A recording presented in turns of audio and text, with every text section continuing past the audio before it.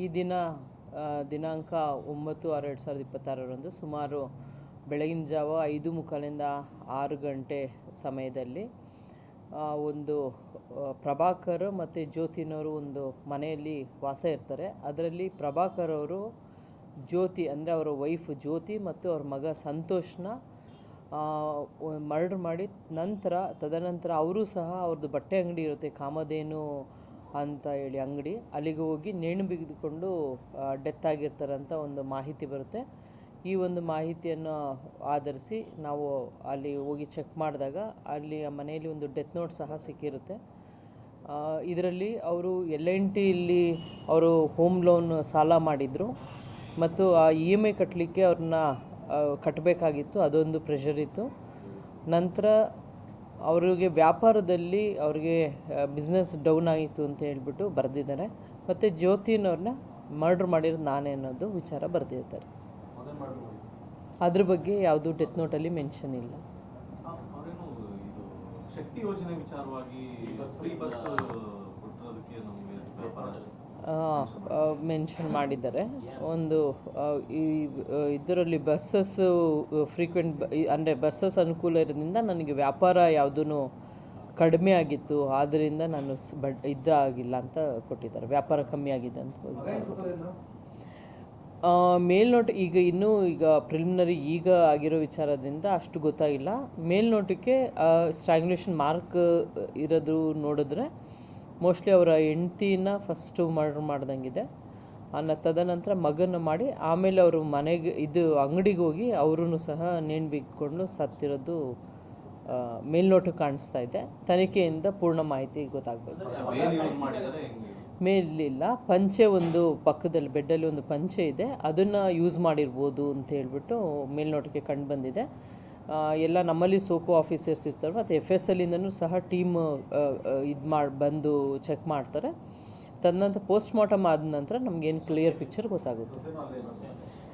ಇವರು ಆ್ಯಕ್ಚುಲಿ ಸಂತೋಷ್ ಅವರು ದಿನಾಂಕ 26 ಏಪ್ರಿಲ್ ಇದೇ ವರ್ಷದಲ್ಲಿ ಅವರು ಮ್ಯಾರೇಜ್ ಆಗಿರ್ತಾರೆ. ಮೇಘನಾ ಅನ್ನೋರನ್ನ ಸೊಸೆನೂ ಮತ್ತು ಸಂತೋಷ್ ಇಬ್ಬರು ಅದೇ ಮನೆಯಲ್ಲಿ ರೂಮ್ನಲ್ಲಿ ಮಲಗಿರ್ತಾರೆ. ನೈಟು 12 ಗಂಟೆಯಲ್ಲಿ ಅವರೆಲ್ಲ ಒಟ್ಟಿಗೆ ಊಟ ಮಾಡಿ ತದನಂತರ ಅತ್ತೆ ಮಾವ ಒಂದು ರೂಮಲ್ಲಿ ಮತ್ತು ಮಗ ಸೊಸೆ ಅಂದರೆ ಸಂತೋಷು ಮೇಘನಾ ಒಂದು ರೂಮಲ್ಲಿ ಮಲ್ಕೊಂಡಿದ್ದಾಗಿ ಮೇಘನಾ ಅವರು ತಿಳಿಸಿರ್ತಾರೆ. ಅವರು ಬೆಳಗ್ಗೆ ಅರ್ಲಿ ಮಾರ್ನಿಂಗ್ ಎದ್ದೇಳ್ತಾರೆ ಮೇಘನಾ ಅವರು 6:30ಗೆ. ಅವರು ಮನೆ ಕೆಲಸ ಎಲ್ಲ ಮಾಡಿದ ನಂತರ ಅವರು ಸ್ನಾನ ಮಾಡಿ ಪೂಜೆ ಮಾಡಿ ನಂತರ ಅವ್ರ ಅತ್ತೆನ ಎಬ್ಬಿಸ್ಲಿಕ್ಕೆ ಒಂದು 8:15 8:30 ಸಮಯದಲ್ಲಿ ಅವ್ರ ಅತ್ತೆ ರೂಮ್ಗೆ ಹೋಗ್ತಾರೆ. ಆವಾಗ ಮುಂದುಗಡೆಯಿಂದ ಲ್ಯಾಚ್ ಇರುತ್ತೆ. ಅವರು ಓಪನ್ ಮಾಡಿ ನೋಡಿದಾಗ ಅವರು ಈ ಸ್ಥಿತಿಯಲ್ಲಿ ನೋಡಿದೆ ಅಂತ ಹೇಳ್ಬಿಟ್ಟು ಅವ್ರು ತಿಳಿಸಿದ್ರು. ಅವ್ರಿಗೆ ಗೊತ್ತಾಗಿಲ್ಲ, ಇವರು ಮಲಗಿದ್ರಂತ, ಲೇಟ್ ನೈಟು ಮಲಗಿರೋದು. 12 o'clock ನಂತರ ಊಟ ಮಾಡಿ ಇವ್ರು ರೂಮಿಂದ ಎದ್ದೋಗಿದ್ದು ಯಾವಾಗ ಅಂತ ನನಗೆ ಗೊತ್ತಿಲ್ಲ ಅಂತ. ಯಾವುದೂ ಶಬ್ದ ಏನೂ ಬಂದಿಲ್ಲ, ಬಿಕಾಸ್ ಫ್ಯಾನ್ ಇತ್ತು, ಹಂಗಾಗಿ ಶಬ್ದ ನನಗೆ ಗೊತ್ತಾಗಿಲ್ಲ ಅಂತ ಹೇಳ್ತೀವಿ. ಜಗಳ ಏನೂ ಆಗಿಲ್ಲ ಅಂತ ನೈಟ್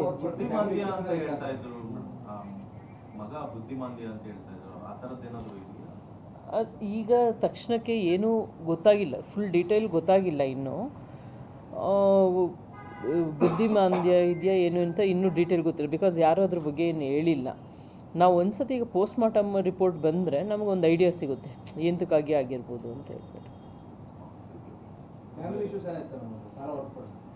ಇಲ್ಲ, ಸಾಲ ಈಗ ಅದ್ರ ಬಗ್ಗೆ ಈಗ ಮನೆಯಲ್ಲಿ ವಾಸ ಇದ್ದವರೇ 4 ಜನ.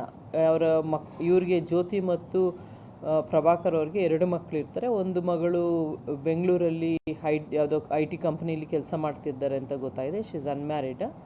ಈ ಮನೇಲಿ ವಾಸ ಇರೋರು 4 ಜನ. 4 ಜನದಲ್ಲಿ ಒಂದು ಮಗ ಸೊಸೆ ಮತ್ತು ಅವರು ಅತ್ತೆ ಮಾವ ಇರ್ತಾರೆ. ಇದರಲ್ಲಿ 3 ಜನ ಡೆತ್ ಆಗಿದ್ದಾರೆ, ಅವರ ಸೊಸೆ ಮಾತ್ರ ಇದ್ದಾರೆ. ಅವ್ರ ಸೊಸೆಗೆ ಏನೂ ಗೊತ್ತಿಲ್ಲ, ಇದುವರೆಗೂ ಅವ್ರಿಗೆ ವಿಚಾರಣೆ ಮಾಡಿದ ಸಮಯದಲ್ಲಿ ಅವ್ರಿಗೇನು ಹೆಚ್ಚಿನ ಮಾಹಿತಿ ಗೊತ್ತಿಲ್ಲ. ಸಾಲ ಇರೋದ್ರ ಬಗ್ಗೆ ಅವ್ರ ಮದುವೆ ಸಮಯದಲ್ಲಿ ತಿಳಿಸಿರ್ತಾರೆ, ಸಾಲ ಇದೆ ಅಂತ ಹೇಳ್ಬಿಟ್ಟು ತಿಳಿಸಿರ್ತಾರೆ ಅಂತ ತಿಳಿದು ಬಂದಿದೆ. ಅಷ್ಟೇ ಬರೆದಿದ್ದಾರೆ, ನನಗೆ ಬಿಸ್ನೆಸ್ಸಲ್ಲಿ ಲಾಸ್ ಆಗಿತ್ತು ಒಂದು.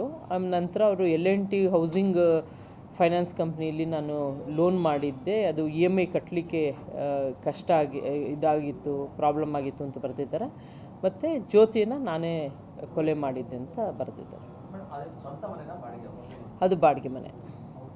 ಅವ್ರದ್ದು ಈಗಿರೋದು ಬಾಡಿಗೆ ಮನೆಯಲ್ಲಿ.